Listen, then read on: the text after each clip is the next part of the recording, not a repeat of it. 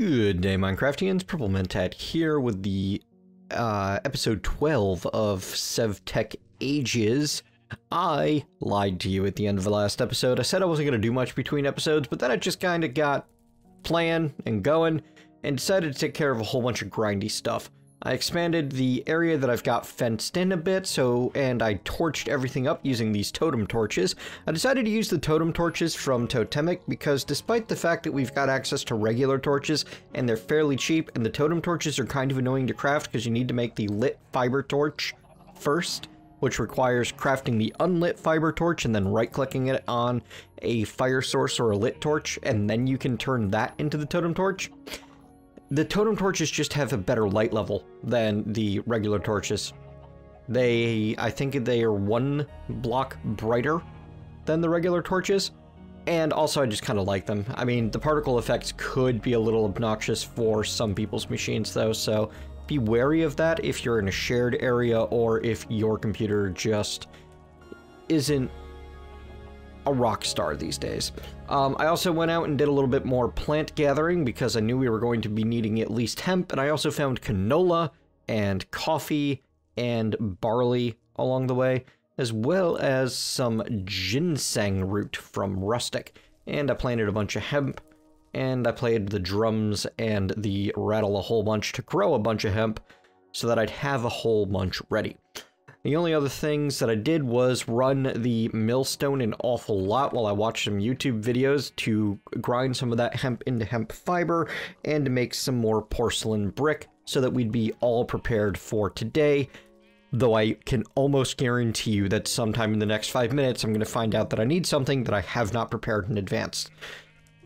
As mentioned last time, we've gotten our coal, our tin, our copper, just like you saw. We completed all of the side quests, and it is time to get all mixed up. Build the alloy kiln from immersive engineering to create bronze. You'll need 8 kiln bricks and a 2x2, and right-click with the engineer's hammer to create the structure. Well, the first part of that is the easy bit. We just need to get ourselves 8 sandstone and 8 bricks to be able to make the 8 kiln blocks. Bricks made, of course, with any clay in your choice of furnace. The clay and kiln works. Huh, actually it looks like the grill doesn't work. Brick? Yeah, look at that. So yeah, in your choice of clay kiln at this point, basically. And once you've got your 8 kiln bricks, you'll get the all mixed up achievement, or advancement. There you go. No need to go any further with it before that's done. We're going to go ahead and grab a bunch of 2 stacks of our tin, 2 stacks of our copper, and we've been making charcoal blocks in our horsepower press using charcoal, which we acquired from our horsepower grindstone from the low-grade charcoal blocks, which we made in our Primal Tech kiln using a whole bunch of logs. All of that chopping down trees to clear space for this base has been paying off, as I still have an awful lot of logs left over, and we've got a full stack of charcoal blocks to work with to get started. Oh, I grabbed a tin cluster when I wanted a stack of tin clusters. There you go, that's a bit better.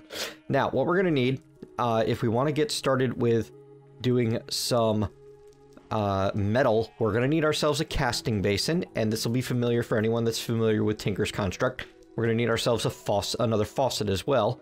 And we're going to set all this up over here. As you can see, I've been making myself a little bit more room. Oh, before we go any further, you can clear space a bit easier than I've been doing through the use of the stone wand. We have unlocked the option to use the Better Builder's Wand stone wand. It is crafted with logs and smooth stone, so make sure you've got the items that you need. And remember that, oops, hang on, we better check out the controls. Search by category for wand, and we'll find the Better Builder's Wand. Change mode has been defaulted to the Z in this pack, and we can't extend straight off. Well, we would need to have some dirt in our inventory either way, wouldn't we? We can't extend straight off of grass, but... oh, and that's the other thing. I don't know if we can have this particular wand change fluid mode, P. Stop by fluids. Yep, this wand cannot build through fluids. Darn. So much for that idea. But if you were building a, anything but through the fluid like this, you'd be able to use this wand to extend yourself horizontally and build a nice large platform with a little bit less effort. However, because we are attempting to go through the fluid, that's not an option for us right now. Oh well, one more tool to add to the tool bag, right? Yeah. There you go. Alright, so let's go get our heater set up, along with our oh, more worms. This is why we've been making use of that particular item, is because getting lots of worms is probably going to pay off at some point. Hang on. Where did I put the rest of them? There they are. Apparently we're keeping you in here, guys. Because we have access to the water strainer mod, and I don't know. I feel like I should set that up sometime. So, how are we going to do this? Well, the heater needs the melter on top of it. And basically the way the melter works is it takes in heat from said heater and creates your blocks. Now, I'm going to set this up the way I would if I were planning on using this long term. We're going to put a box there. We're going to put a hopper into it. We're going to stick our casting basin on top of that. Then we're going to stick our faucet on the melter. And we will feed into the melter from this hopper with that chest on it. And let's go ahead and start with half a stack of copper and half a stack of tin. As you can see, 3 fills in, not enough heat to melt this item. Well, we need to get this heated up, so we're going to use our blocks of charcoal. There you go. Heater, 1600 units, temperature 200. That is enough for the copper clusters. And we're on our way. Now this is going to take a little bit, because ain't nothing fast this time of at this point in the game. So this could be a good time if you've got some nearby mining to do, to go out and do it. Also, this whole setup is fairly small, relatively easy to port around with you. You could take it with you and take care of things out in the world. Later on, it's going to be a little bit more difficult to just pick up an entire setup like this and bring it with you. But for now, it's fine. All right. So we need to wait for that. And once we might as well get this set up. And we're going to need the engineer's hammer before we can actually get that together. To make the engineer's hammer, it's just sticks, string, and copper ingots. So there's really nothing to do right now except wait for our copper. So, yeah, I guess I'm waiting. As you can see in the melter, it has an internal capacity of up to 9 ingots worth of molten metal, that being 2 buckets, 304 millibuckets, and it will happily gather all of it up, and you can pour out of it using your faucet just like you could any other Tinker's Construct smeltery. Unfortunately, we only have access to the casting basin at this time, which means we can only cast things up to 1 block at a time, and you can only have 1 type of fluid in the melter at a time. So let's pour out that copper so we can start getting some tin, because we're going to need that in just a moment. Now, while that's pouring, what happened here? Must have put down more dirt. Yeah. We're going to grab our, here it is, stone anvil and our stone mallet, because, ooh, look at that. Copper block ended up in the chest thanks to the hopper underneath there. And I want to set down the anvil, and we're going to actually set a hopper into that with a chest right there, so that we can keep our, oh, what do you, words are hard, so we can keep things going into the block. And then you just need to right click it with your stone mallet, bash on stone anvil, to get your 9 copper ingots. Now, I'm not certain if it's possible to have a hopper underneath pull into a chest, but we're certainly going to try. I don't think it's going to work out, though. Yeah, it looks like they just end up sitting on the top there rather than getting pulled through. I know that sometimes with these half block size things, you can manage that. Ooh, here we go. Got over a block of tin. Let's grab that. And eventually we're going to be able to set this up to run effectively on its own. It's going to be able to export the blocks, which is why we're going to want the anvil set up to be able to run lots of it through at the same time. Well, that didn't work out, does it? Yeah, the hopper yoinks the the block right off the top. All right, sorry hopper, you're no good. You're useless, worthless to me. That's okay. There we go. Now we've got some tin ingots. And these open up a couple of options. I believe that with the copper ingots, the only thing we can do right off the bat is make ourselves the engineer's hammer, or turn them into plates on the anvil. That's going to be where the hopper chest is really going to come into play. Yeah, that's our best bet at the moment.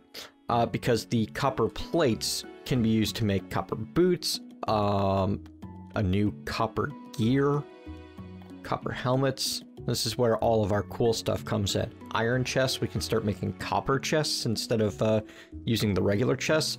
So having a whole bunch of copper is going to be really useful, really fast, but getting a whole bunch of copper is a whole nother story. It's a bit of a pain in the butt. The next step towards that goal, though, is string. There's the string. Involves that engineer's hammer and beating our alloy kiln into shape.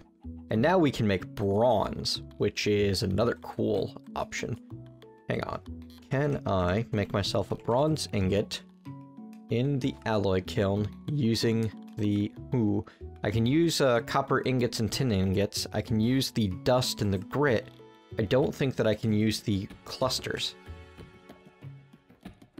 Nope, it is not happy with clusters.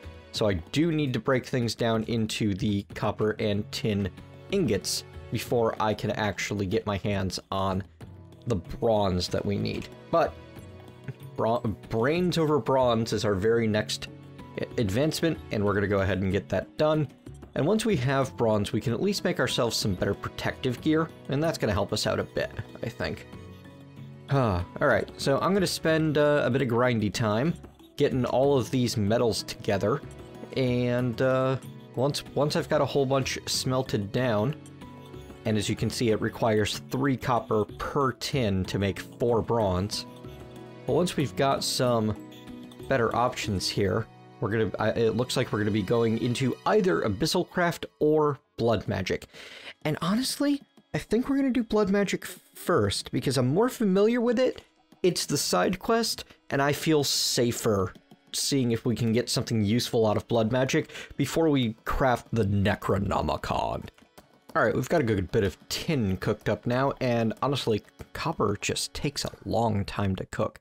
It requires far more time investment than the tin did, honestly. So, what we're going to be doing is we're going to start making use of our blood magic right away.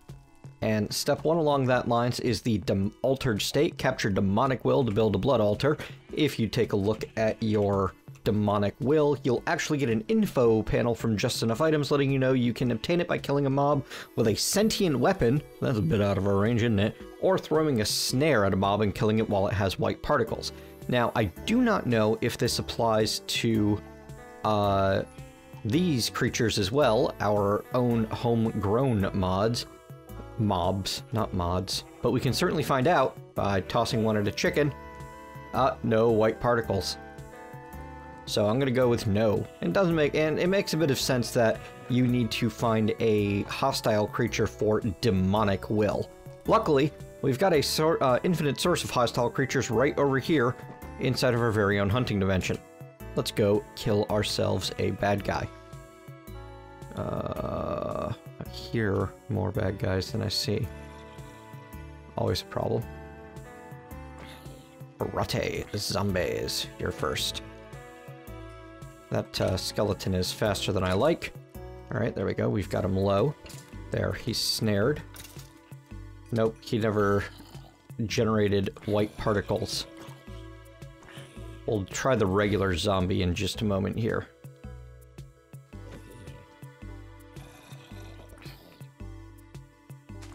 No?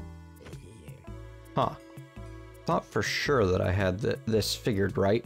I don't remember it needing to be a special monster or in the overworld specifically. I thought it could be basically any monster anywhere, but that doesn't seem to be working out for me. So I'm going to have to do a bit of research and get back to you on this. We'll try this again sometime. Or maybe we need to start from full health. So we'll try that against the next creature. That might be what I'm misremembering. Maybe it has to start from full health. And that's the secret. Hello, Skeleton.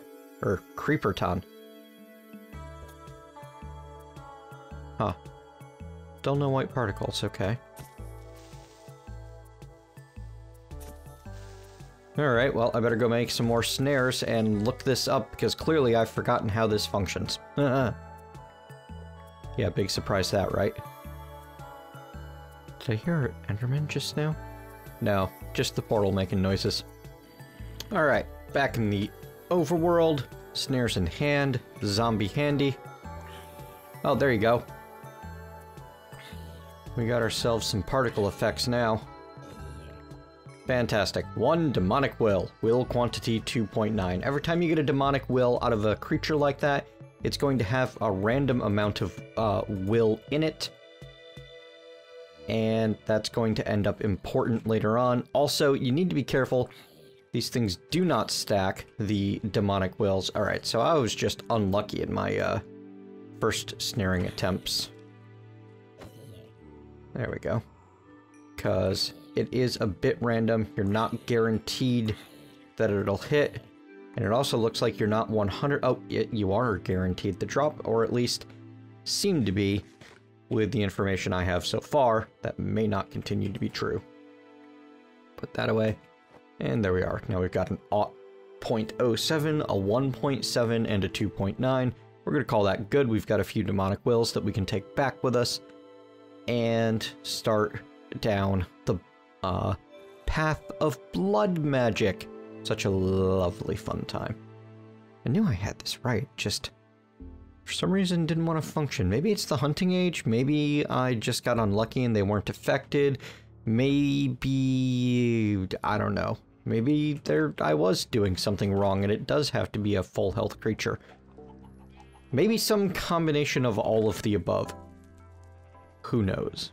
Once you've got a bit of will and you've taken care of your melter back home, it's time to make your blood altar, which is pretty simple. Uses one of your wills, the crystallized wills, well, not crystallized. Crystallized will is a different type that we'll get to later.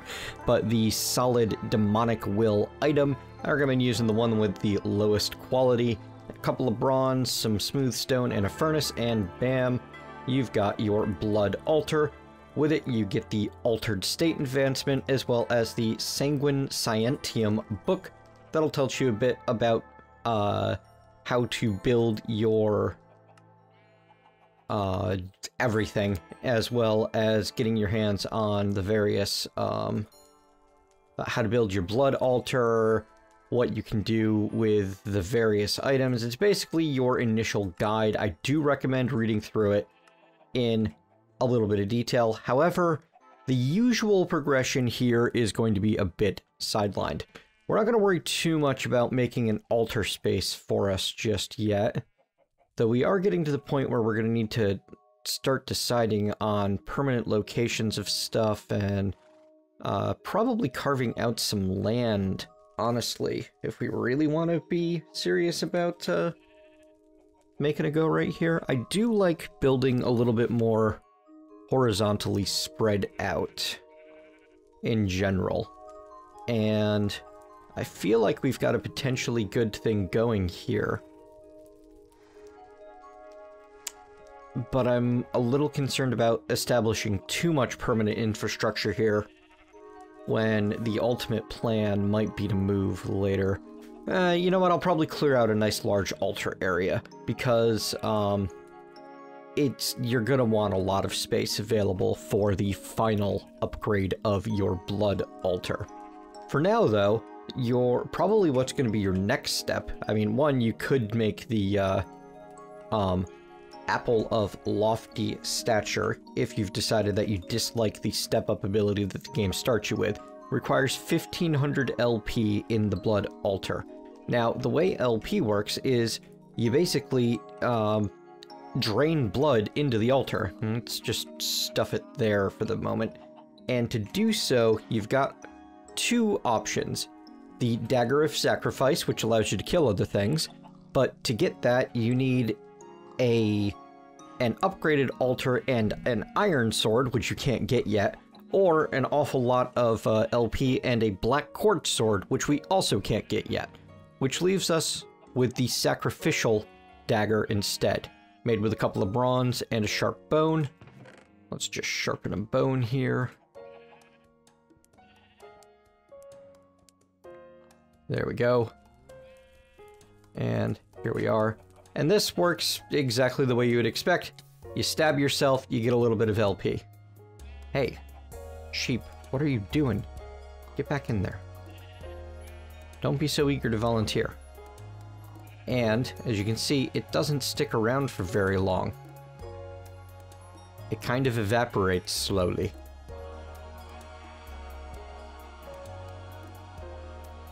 Unfortunately, without the ability to make any of these runes, like the speed rune, the efficiency rune, all those sorts of things, we can't get our hands on any upgrades for our altar.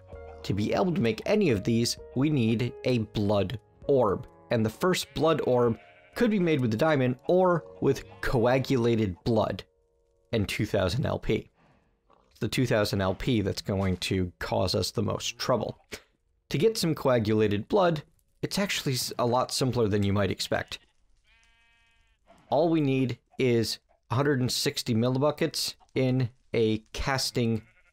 Ooh, you know what? We don't have access to a casting table just yet, do we? No. But we can make the Congealed Blood Slime block, which uses 640 millibuckets of blood in a casting basin. And 640 millibuckets of blood is available with... let me math that, because it's not coming to me, but I'm pretty sure that that's, whoops. Sorry for the beep. Yeah, 16 rotten flesh run through our melter. Simple enough, right? So we'll add that on to the end? Nah, we'll get that done soonest. Actually, no, we'll add it on to the end. So that's basically a set it and come back to it in a little while kind of thing. In the meantime, we do have other items that we can make for blood magic. For one, let's go ahead and do that other crafting option, the apple, just to get it out of our list.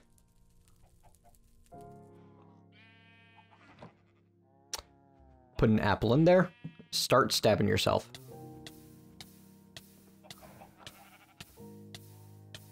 If I remember correctly, every time you poke your own finger, it is worth 100 LP. And the apple... Here. There we go. The Apple of Lofty Stature is going to want 1500 LP. Oh, it's already done. Never mind. Must give you a bit more than I thought it did. Yay! Apple of Lofty Stature. Eating increases your step height to a full block like a horse. Eat again to undo. Well, I certainly don't want rid of that. I just wanted to get the advancement out of the way. Now, despite the fact that there's no more advancements for blood magic right now, there are a couple of more things that we can get going for blood magic. Oops. The Hellfire Forge is one of them, but it's going to take a full block of copper, a couple of tin, and a bronze ingot to make. So you want to make sure you've got your materials in line before you go trying to make one of these. It was 2 tin, correct? Yes, there we go. And 1 bronze. Good, we have everything that we need. Now the Hellfire Forge runs off of that will that we've been collecting, and uses that will to create more items. We'll stick you here for the moment. And its recipes are a bit complex because of the way it's all laid out and the fact that you've probably never used a UI just like this one before, but you've still got your standard show recipes button, and a lot of these are items that we don't have immediate access to, but some of them we do. For example, the arcane ashes, which we can use to make a few different alchemy items. Oh, that's cool. And more importantly, we can get our first Tartaric Gem, which can store will. To do so, we're going to need bronze, ash, a shadow fragment. I think I've got one of those around here. Yes, I do. Excellent. Shadow fragment, bronze, ash, and we're going to need some blue dye, which one of your most obvious options for that is the bachelor button. It's very apparent that that's the plant you're looking at anytime that you are looking at it. So I'm going to get this ground, then we're going to get our Tartaric Gem made. When you're setting up your recipes in the Hellfire Forge, for example for our petty Tartaric Gem, the 4 slots that are shown go in the 4 corners on the outside: ash, bronze, blue dye powder, and shadow fragment, like so. And it shows you that you need some form of fuel. If you mouse over the arrow, you can see how much you need. At least 1.0 will. We're going to use that for it. As you can see, the bar starts filling up. And poof. Now we have a petty Tartaric Gem. And if we pick up a solid will item while we're holding the petty Tartaric Gem, the Tartaric Gem stores the will for us. Unfortunately, we don't have access to what would be the very next logical step for this, which would be to make the sentient sword, as normally that would require an iron sword, and is just completely not available to us at this tier. However, some of the things that we can do with blood magic at this point are still useful because we've got access to a number of the sigils, and some of these sigils can be quite potent when they are properly used. But to make use of any of them, we really want to get ourselves the blood orb first. So I'm going to let the time tick for a bit and babysit my melter until it's time for us to get our hands on that item. While we wait, we can make use of some more of this copper. And, you know, I'm not sure there's anything that we can directly do with the copper that I'm excited about right now, besides make more bronze. Which, I mean, more bronze is super good and useful, and something I am kind of excited about right now. But it's just going to be a bit before we can really make best use of it, isn't it? There's always another roadblock, and we're at a pretty tight roadblock right now. Actually, I just checked the time, and it looks like that we've run through all of the time that we had for today's episode. So, next time, we're going to start making more use of the bronze and probably getting into some abyssal craft, making our Necronomicon, all that good stuff. Thank you very much for joining me. Hope you've enjoyed today's episode. If you have, leave me a thumbs up, tell me what you liked. If you have not, leave me a thumbs down, tell me what you'd like to see me do better. Either way, if you want to see more of this series, please click subscribe. And if you want to get notified every time I put out a video, make sure you click that little bell next to the subscription button. See you next time.